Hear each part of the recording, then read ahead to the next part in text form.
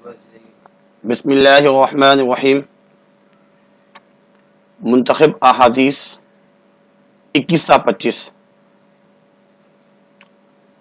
اس کے مشقی سوالات جو کہ صفحہ نمبر 80 اور 81 80-81 میں موجود ہیں اس کو پڑھیں گے، اور انشاءاللہ العزیز صفحہ نمبر 67 کا ایک سوال نمبر 2 رشوت کے نقصانات وہ رہ گیا تھا، اس کو بھی انشاءاللہ العزیز آج پڑھیں گے. تفصیلی سوال نمبر 1 ہے،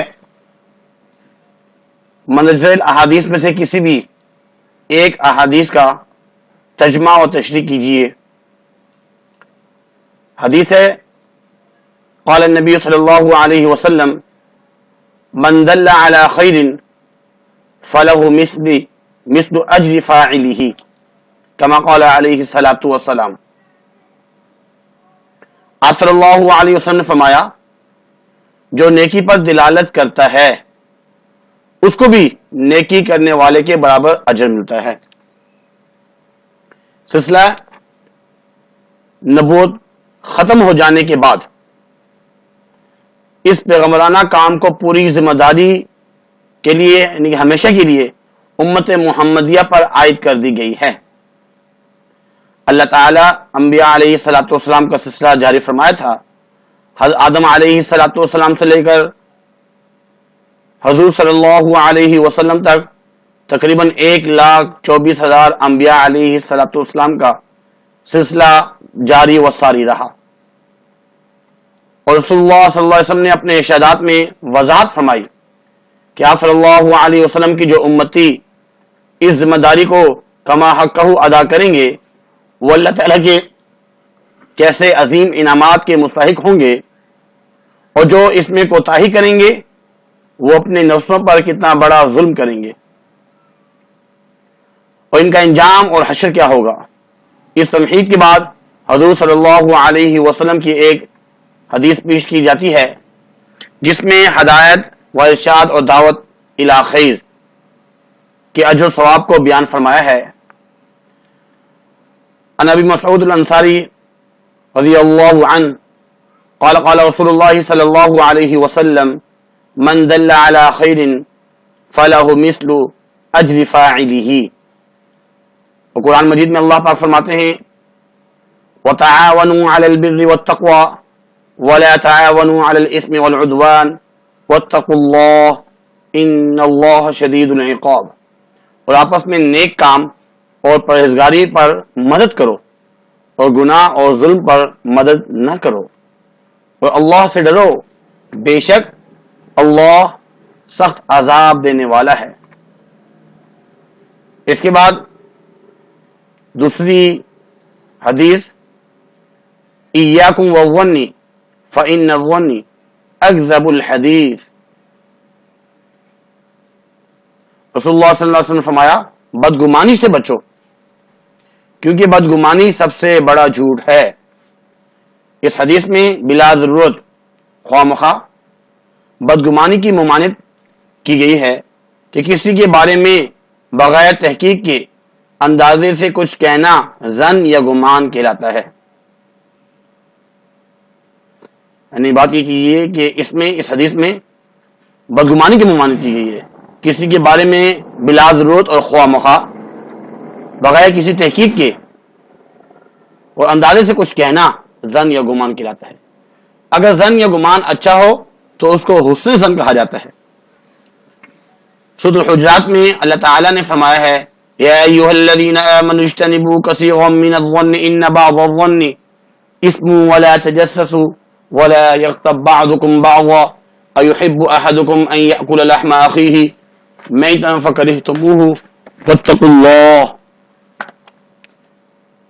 ان اللہ تواب الرحیم. اے ایمان والوں، بہت سی بدگمانیوں سے بچتے رہو کیونکہ بعض گمان تو گناہ ہیں، اور ٹٹول بھی نہ کیا کرو. ولا تجسسوا، اور تجسس بھی نہ کیا کرو، اور نہ کوئی کسی سے غیبت کیا کرے.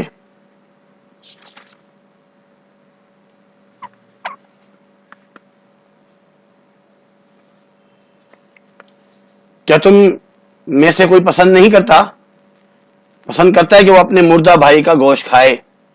سو اس کو تو تم ناپسند کرتے ہو، اور اللہ سے ڈرو، بے شک اللہ بڑا توبہ قبول کرنے والا، نہایت رحم کرنے والا ہے۔ گمان سے متعلق حضور صلی اللہ علیہ وسلم نے ارشاد فرمایا، وعن ابی ہریرہ رضی اللہ عنہ قال قال رسول اللہ صلی اللہ علیہ وسلم ایاکم والظن فإن الظن اکذب الحدیث ولا تحسسوا ولا تجسسوا ولا تناجشوا ولا تحاسدوا ولا تباغضوا ولا تدابروا وكونوا عباد الله اخوانا وفي روایت ولا تنافسوا متفق علیہ۔ ترجمہ، حضرت ابو ہریرہ رضی اللہ عنہ سے بیان فرماتے ہیں کہ رسول اللہ صلی اللہ علیہ وسلم نے فرمایا، بدگمانی سے بچو، کیونکہ بدگمانی سب سے بڑا جھوٹ ہے۔ تم کسی کے عیب مت تلاش کرو، نہ جاسوسی کرو، قیمت بڑھانے کے لیے بولی مت دو، اور نہ باہم حسد کرو، بغض مت رکھو، اور نہ قطع تعلقی کرو، اور اللہ کے بندو بھائی بھائی بن جاؤ۔ ایک دوسری روایت میں ہے، اور حسد کی بنا پر باہم ایک دوسرے سے آگے بڑھنے کی کوشش نہ کرو۔ جس سماج میں یہ خوبیاں پیدا ہو جاتی ہیں وہی سماج امن و سلامتی کا گہوارہ کہلاتا ہے، یہ جو اچھی خوبیاں ہیں۔ اس کے برعکس جس سماج میں آپس کی کشیدگی اور دلوں میں بغض اور حسد کا آتش فشاں پھٹ رہا ہو، جہاں پر بدظنی کی لہر پائی جاتی ہو، وہاں آپس کی محبت، انسیت کی روح مر جاتی ہے، اور اخوت و بھائی چارگی کا جذبہ ختم ہو جاتا ہے۔ ایسے سماج میں پھر انسانیت کا تصور بیکار ہے۔ اس مرض کا علاج یہ ہے کہ ہم لوگوں کے لیے عذر تلاش کریں، کسی کی ٹوہ میں لگنے سے بچیں، کسی کے پیچھے نہ پڑیں، دل کو صاف رکھیں اور اپنے کام سے کام رکھیں۔ اللہ ہم سب کو بدظنی جیسی مہلک بیماریوں سے بچائے، آمین۔ اس کے بعد اگلا سوال ہے، ظن گمان پر نوٹ لکھیے۔ کسی کے بارے میں بغیر تحقیق کے اندازے میں کچھ کہنا ظن یا گمان کہلاتا ہے۔ اگر ظن یا گمان اچھا ہو تو اس کو حسن ظن کہا جاتا ہے۔ سورۃ حجرات میں اللہ تعالیٰ نے فرمایا ہے، یا ایھا الذین آمنوا اجتنبوا کثیرا من الظن ان بعض الظن اثم، اے ایمان والو بہت سی بدگمانی سے بچتے رہو، کیونکہ بعض گمان تو گناہ ہیں۔ رسول اللہ صلی اللہ علیہ وسلم نے فرمایا، ایاکم والظن فإن الظن اکذب الحدیث، بدگمانی سے بچو کیونکہ بدگمانی سب سے بڑا جھوٹ ہے۔ لوگوں کے آپس کی تعلقات اس بنیاد پر قائم ہوتے ہیں کہ وہ ایک دوسرے کے بارے میں کیا رائے یا گمان رکھتے ہیں۔ جو گمان ایک انسان کو دوسرے انسان کے متعلق ہوگا ویسا ہی رویہ اور اس کے ساتھ اختیار کرے گا، چونکہ دین اسلام چاہتا ہے کہ بندوں کا آپس کی تعلق خیر خواہی پر مبنی ہو، وہ ایک دوسرے کے بارے میں حسن ظن رکھتے ہوں۔ لہذا ایمان کو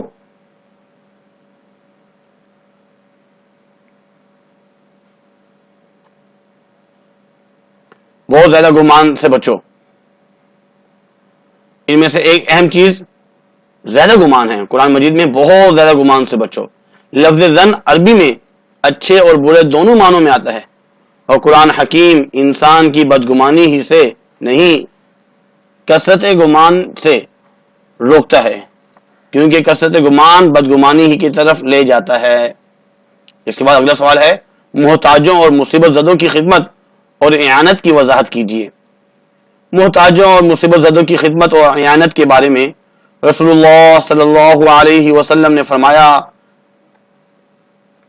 من نفس عن مؤمن کربۃ من کرب الدنیا نفس اللہ عنہ کربۃ من الکرب یوم القیامہ الی آخرہ۔ رسول اللہ صلی اللہ علیہ وسلم نے فرمایا کہ جس شخص نے کسی مسلمان کی دنیاوی تکلیفوں میں سے کوئی تکلیف دور کی، اللہ تعالیٰ اس کی قیامت کی تکلیفوں میں سے کوئی تکلیف دور کر دے گا. اور جس شخص نے کسی تنگ دست کے لیے آسانی کی، اللہ تعالیٰ اس کے لیے دنیا اور آخرت میں آسانی کرے گا. اور جس نے یہ جو کہا گیا ہے وَمَن يَسَّرَ عَلَى مُعْسِرٍ يَسَّرَ اللَّهُ عَلَيْهِ فِي الدُّنْيَا وَالْآخِرَةِ، جس نے کسی مسلمان کی پردہ پوشی کی، اللہ تعالیٰ دنیا اور آخرت میں اس کی پردہ پوشی کرے گا. اور اللہ تعالیٰ اس وقت تک بندے کی مدد میں لگا رہتا ہے جب تک بندہ اپنے بھائی کی مدد میں لگا رہتا ہے. اگر کوئی مسلمان محتاج ہے، بیمار، تندرست، غریب، مسکین ہے، تو اس کی خدمت اور اعانت اور مالی مدد کرنا.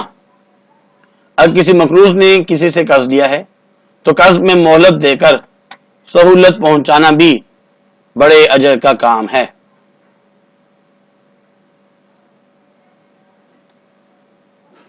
کسی پریشان حال کی تکلیف دور کرنا، کسی حاجت مند کی حاجت روائی کرنا بہت بڑا ثواب کا کام ہے. لہذا خدمت خلق میں خود بھی بڑھ چڑھ کر حصہ لیں اور دوسروں کو بھی ترغیب دیں تاکہ ہمارے معاشرے کے افراد کو اور خوشحالی کی زندگی بسر کر سکیں. اس میں ہمارے لیے دنیا اور آخرت کی کامیابی مضمر ہے. اس کے بعد اگلا سوال، منظر سوالات کے مختصر جوابات تحریر کیجیے. پڑوسیوں کی اقسام. سورۃ النساء آیت نمبر 36 کی روشنی میں پڑوسیوں کی 3 اقسام ہیں: والجار ذی القربى والجار الجنوبی والصاحب بالجنب. نمبر 1، رشتہ دار پڑوسی. یہ وہ ہمسائے ہیں جو رشتہ دار بھی ہیں اور اس کا حق دیگر پڑوسیوں کے مقابلے میں مقدم ہے. نمبر 2، اجنبی پڑوسی. اس سے مراد وہ پڑوسی ہے جو رشتہ دار نہیں ہیں بلکہ صرف پڑوسی ہیں، اس کا درجہ پہلے والے سے کم ہے. نمبر 3، ہم نشین یا پہلو کا ساتھی، یعنی جس کے ساتھ دن رات کا اٹھنا بیٹھنا ہو. اس اصطلاح سے مراد ایک گھر یا عمارت میں رہنے والے مختلف لوگ، دفتر، فیکٹری یا کسی اور ادارے میں ساتھ کام کرنے والے افراد، تعلیمی اداروں میں پڑھنے والے ساتھی، دوست اور دیگر ملنے جلنے والے احباب شامل ہیں. اس کے بعد اگلا سوال ہے، اکرام الضیف کی وضاحت کیجیے. مسلمانوں کا اکرام کرنا، مہمانوں کا اکرام کرنا. مہمان نوازی انبیاء علیہ الصلوۃ والسلام کا شیوا ہے. اسلام میں مہمان نوازی کو اخلاق حسنہ میں شمار کیا گیا ہے. رسول اللہ صلی اللہ علیہ وسلم نے مہمان کا اکرام کرنے کی خاص تاکید فرمائی. قال النبی صلی اللہ علیہ وسلم من كان يؤمن بالله واليوم الآخر فليكرم ضيفه. جو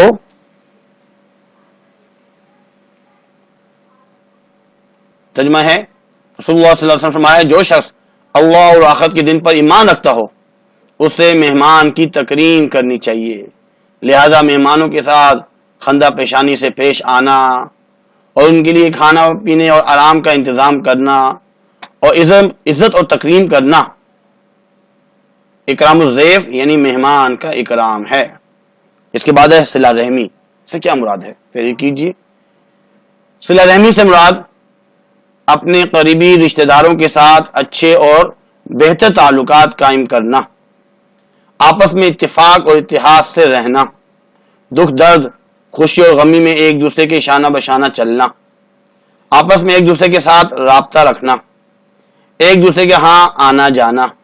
الغرض اپنے رشتے کو اچھی طرح سے نبھانا اور ایک دوسرے کے حقوق کا خیال رکھنا، ان پر احسان کرنا، ان پر صدقہ و خیرات کرنا، اگر مالی حوالے سے تنگ دستی اور کمزور ہیں تو ان کی مدد کرنا اور ہر لحاظ سے ان کا خیال رکھنا صلہ رحمی کہلاتا ہے. حدیث میں ہے، عن انس قال قال رسول اللہ صلی اللہ علیہ وسلم عن انس رضی اللہ عنہ قال قال رسول اللہ صلی اللہ علیہ وسلم من احب ان يبسط له في رزقه وينسى له في اسره فليصل رحمه متفق علیہ۔ ترجمہ حضرت انس رضی اللہ تعالی عنہ فرماتے ہیں رسول اللہ صلی اللہ علیہ وسلم نے ارشاد فرمایا جو شخص یہ چاہتا ہے کہ اس کے رزق میں کشادگی ہو، وسعت ہو، فراخی ہو اور اس کی اجل میں تاخیر کی جائے، عمر اس کی دراز ہو، مرنا تو کوئی بھی نہیں چاہتا، انسان چاہتا ہے کہ میری عمر بڑھے، تو اس کو چاہیے کہ وہ رشتہ داروں کے ساتھ حسن سلوک اور احسان کرے، اچھا سلوک کرے۔ اس کے بعد خالی جگہ منظر سوالات کے درست جواب کے سامنے صحیح کا نشان لگائیے۔ اپنے رشتہ داروں کے دکھ میں شریک ہونا، یہ ہے اپنے رشتہ داروں کے دکھ میں شریک ہونا کہلاتا ہے۔ رشتہ داروں کے ساتھ ہم دکھ میں شریک ہو رہے ہیں تو یہ ہے صلہ رحمی، رشتہ داروں کے ساتھ صلہ رحمی۔ کسی چیز کی تحقیق کے سوا کچھ کہنا ظن کہلاتا ہے، ظن گمان یہی ہے، بغیر تحقیق کے کچھ کہہ دینا۔ حدیث میں صلہ رحمی کا فائدہ جو بتایا گیا ہے وہ ہے رزق کشادہ ہونا۔ اگر انسان چاہتا ہے کہ اس کا رزق میں فراخی ہو، کشادگی ہو، بڑھ جائے، تو اسے چاہیے کہ وہ صلہ رحمی کرے۔ کسی کی نیت پر شک کرنا اور بے وجہ اپنے دل میں اچھا خیال نہ رکھنا کہلاتا ہے بدگمانی۔ بدگمانی یہی ہے کہ دل میں اس کو اچھا نہیں خیال رکھا جا رہا۔ حدیث کے مطابق وہ شخص مومن نہیں جس کے شر یعنی تکلیف کی وجہ سے محفوظ نہیں۔ کون؟ اس کا پڑوسی، اس کا پڑوسی۔ بخاری کے ایک حدیث میں سب سے بڑا جھوٹ کہا گیا، سب سے بڑا جھوٹ جو ہے وہ بدگمانی کو کہا گیا۔ بدگمانی بہت بڑا جھوٹ۔ جب کوئی انسان سفر کر کے کسی بھی مقصد کے لیے کسی آدمی کے یہاں پہنچے تو وہ مہمان کہلاتا ہے، مہمان۔ محتاجوں، بیماروں، مصیبت زدوں اور مسافر کی خدمت و مدد کرنا خدمت خلق کہلاتا ہے۔ اللہ تعالیٰ سے حسن ظن رکھنا یہ عبادت ہے۔ نصاب میں احادیث کی کل تعداد جو ہیں وہ 25 ہیں، 25 احادیث ہیں ٹوٹل۔ اس کے بعد صفحہ نمبر 67 کا بقیہ ایک سوال رہ گیا تھا، تفصیلی سوال نمبر 2، رشوت کے نقصانات پر تفصیلی نوٹ لکھیے۔ رشوت انسانی سوسائٹی کا ایسا بدترین اور مہلک مرض ہے جو سماج کی رگوں میں زہریلے خون کی طرح سرایت کر کے پورے نظام انسانیت کو کھوکھلا اور تباہ کر دیتا ہے۔ رشوت ظالم کی مدد کرتی ہے اور مظلوم کو جبر و ظلم پر برداشت کرنے پر مجبور کرتی ہے۔ رشوت ہی کے ذریعے گواہ، وکیل اور حاکم حق کو ناحق اور ناحق کو حق ثابت کرتے ہیں۔ رشوت قومی امانت میں سب سے بڑی خیانت ہے۔ لغت میں رشوت کے معنی وہ نذرانہ جو اپنے مقصد کی تکمیل کے لیے کسی کو پیش کیا جائے، خواہ وہ مقصد جائز ہو یا ناجائز۔ رشوت کی ممانعت حدیث کی روشنی سے الراشی والمرتشی کلاہما فی النار، رشوت دینے والا اور رشوت لینے والا دونوں آگ میں ہیں۔ اس حدیث مبارکہ میں آپ صلی اللہ علیہ وسلم نے رشوت لینے اور دینے کو حرام قرار دیا ہے۔ نبی اکرم صلی اللہ علیہ وسلم نے رشوت دینے والے اور لینے والوں کو جہنمی قرار دیا، جبکہ دوسری حدیث میں آپ صلی اللہ علیہ وسلم نے دونوں پر لعنت فرمائی ہے، گویا دونوں اس گناہ میں برابر کے شریک ہیں۔ اللہ رب العزت سے دعا ہے کہ ہم سب کو سیدھی راہ دکھائے اور رشوت جیسی بری بیماری سے بچنے کی توفیق عطا فرمائے۔ امید کرتے ہیں کہ آپ کو لیکچر سمجھ میں آیا ہوگا، اور وقتاً فوقتاً کمنٹس لازمی کیا کریں اور اس کو جو ہے لائک لازمی کریں، کیونکہ ایک چیز آپ کو پسند ہے اور آپ جو ہے نا اس سے فائدہ حاصل کر رہے ہیں، مستفید ہو رہے ہیں، اگر لائک کر لیں گے تو کون سی پریشانی ہے، لائک کیا کریں، کمنٹس کر لیا کریں، شیئر کر سکتے ہیں اپنے فرینڈس کو، اپنے جو ہے ٹیچر حضرات کو بھی، تاکہ وہ اس سے بھی اور بک سے بھی بہت اچھے انداز میں اس مطالعہ کر کے آپ تک نوٹس بنا کر مہیا کریں، تاکہ پیپر میں آپ کے اچھے نمبر آئیں۔ اور اگر ابھی تک میرا چینل سبسکرائب نہیں کیا، کر لیا تو بہت اچھی بات ہے۔ جو ویڈیو آپ تک پہنچتی ہیں، جو بھی تھوڑے بہت دیکھ لیا کریں 5-6 منٹ، انشاءاللہ فائدہ ہی ہوگا۔ اس کے علاوہ ڈسکرپشن میں تمام لنکس موجود ہیں اس تمام ویڈیو کے، اردو کے بھی، 9 کلاس کی اردو اور اسلامیات، ان دونوں کے جو ہے لنکس وغیرہ موجود ہیں۔ ویڈیو جو ہے نا الحمدللہ بہت سی بن چکی ہیں، تو آپ حضرات سے بھی تعاون کی درخواست ہے، وقتاً فوقتاً جو ہے وہ اصلاح بھی کرتے رہا کریں، کمنٹس بھی کرتے رہا کریں کہ آپ کو سمجھ میں آ رہی ہے کہ نہیں۔